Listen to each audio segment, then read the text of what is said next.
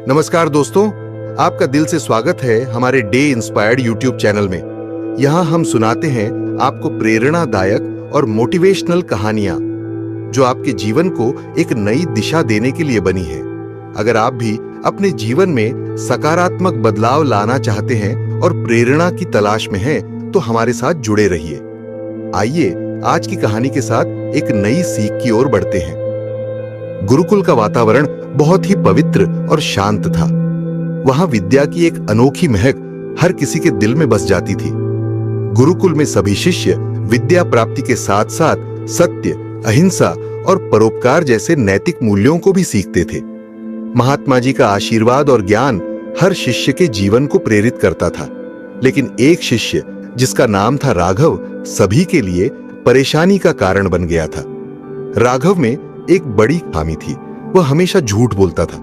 किसी भी स्थिति में झूठ बोलना उसका स्वभाव बन चुका था।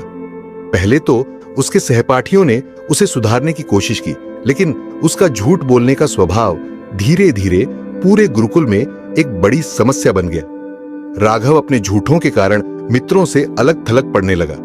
गुरुकुल के अन्य शिष्य उससे दूरी बनाने लगे। जब भी वह कुछ कहता, सभी को उस पर शक होता। उसकी बातों पर अब कोई भरोसा नहीं करता था और यही बात धीरे धीरे उसे भी आभास होने लगी थी। एक दिन महात्मा जी ने महसूस किया कि राघव की यह आदत अब गंभीर हो चुकी है। वह केवल छोटी मोटी बातों में ही नहीं, बल्कि बड़े मामलों में भी झूठ बोलने लगा था, जिससे अन्य शिष्यों को कई तरह की समस्याओं का सामना करना पड़ रहा था। महात्मा जी ने तय किया कि राघव को एक महत्वपूर्ण सबक सिखाने का समय आ गया है, ताकि उसे अपने झूठ बोलने की आदत का असली अर्थ समझ में आ सके। राघव को अपने पास बुलाते हुए महात्मा जी ने उसे बैठने का संकेत दिया और बड़े ही शांत स्वर में बोले, राघव, मैंने सुना है कि तुम्हारी झूठ बोलने की आदत अब बहुत बढ़ गई है। तुम अपने झूठ से कई लोगों को परेशान कर रहे हो। क्या तुम जानते हो झूठ बोलने से कितनी बड़ी मुसीबतें खड़ी हो सकती हैं? राघव थोड़ा सकुचाते हुए बोला, गुरुदेव, मुझे लगता है कि कभी कभी थोड़ा झूठ बोलने में कोई बड़ी बात नहीं होती। आखिरकार यह मेरी ही आदत है। महात्मा जी ने उसकी बात सुनकर कहा, बेटा, यह तुम्हारी गलतफहमी है। मैं तुम्हें एक कहानी सुनाता हूं, जिससे तुम्हें समझ में आएगा कि झूठ बोलने के क्या परिणाम हो सकते हैं। महात्मा जी ने कहानी सुनाना शुरू किया। बहुत समय पहले की बात है। एक छोटे से गांव में दो भाई राजू और श्यामू अपने परिवार के साथ रहते थे। दोनों भाई बहुत अच्छे इंसान थे और गांव के लोगों की मदद किया करते थे। गांव वाले भी उनका बहुत सम्मान करते थे। एक दिन गांव में एक व्यापारी की हत्या हो गई। यह खबर सुनकर हर पूरे गांव में हड़कंप मच गया। सभी लोग डर गए, क्योंकि गांव में कभी ऐसा अपराध नहीं हुआ था। पुलिस ने जांच पड़ताल शुरू की और गलती से शक की उंगली राजू और श्यामू पर उठ गई। पुलिस ने बिना पूरी जांच किए उन्हें गिरफ्तार कर लिया। पुलिस के पास ठोस सबूत नहीं थे, लेकिन गांव के एक व्यक्ति ने पुलिस के सामने झूठी गवाही दी कि उसने राजू और श्यामू को हत्या करते हुए देखा है। वह व्यक्ति खुद से ही नफरत करता था और राजू श्यामू के प्रति ईर्ष्या रखता था, इसलिए उसने उन्हें फंसाने का फैसला किया। उसने पूरी कहानी गढ़ी, जिसमें बताया कि कैसे उसने दोनों को व्यापारी की हत्या करते हुए देखा। पुलिस ने उस व्यक्ति की बात पर विश्वास किया, क्योंकि उसकी गवाही बहुत ही विस्तृत और यकीन करने लायक लग रही थी। जब यह मामला अदालत में पहुंचा, तो उस व्यक्ति की झूठी गवाही के कारण न्यायाधीश ने राजू और श्यामू को फांसी की सजा सुना दी। दोनों भाई चिल्लाए कि वे निर्दोष हैं, लेकिन किसी ने उनकी बात पर विश्वास नहीं किया। उनकी आवाजें गवाही के झूठ के शोर में दब गईं। एक निर्दोष का जीवन झूठ के कारण तबाह हो गया। फांसी के दिन राजू और श्यामू अपने आखिरी शब्द कहने के लिए बोले, हम निर्दोष हैं, लेकिन झूठ की ताकत ने हमें यहां तक पहुंचा दिया है। हमारी मौत किसी के दिल में सच्चाई की जगह भर सके, तो शायद यह हमारी सजा का अंत होगा। जब इस घटना का सच बाद में सामने आया, तो उस झूठी गवाही देने वाले व्यक्ति को समाज ने हमेशा के लिए त्याग दिया।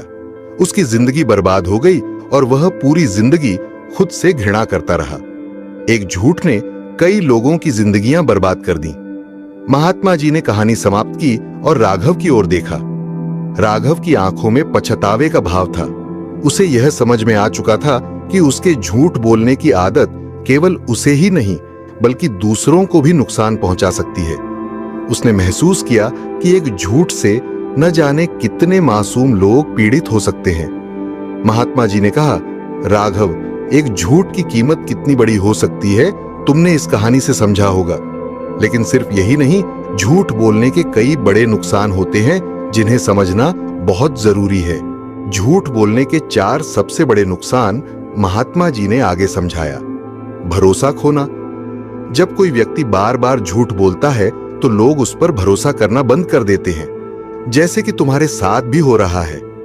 तुम्हारे मित्र अब तुम्हारी बातों पर विश्वास नहीं करते। एक बार अगर भरोसा टूट जाए तो उसे दोबारा पाना बहुत कठिन होता है। भरोसा ही किसी भी रिश्ते की नींव होती है और झूठ उस नींव को कमजोर कर देता है। मानसिक तनाव। झूठ बोलने से व्यक्ति हमेशा तनाव में रहता है। उसे हमेशा यह चिंता होती है कि कहीं उसका झूठ पकड़ा न जाए।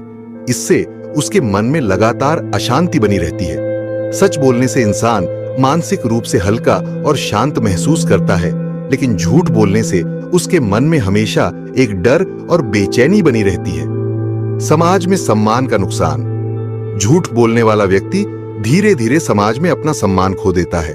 लोग उसकी बातों को गंभीरता से लेना बंद कर देते हैं। समाज में सम्मान पाना बहुत कठिन होता है, लेकिन उसे खोना बहुत आसान। एक सच्चा इंसान ही समाज में सम्मान पाता है और झूठ बोलकर वह अपनी इज्जत खुद ही गंवा देता है।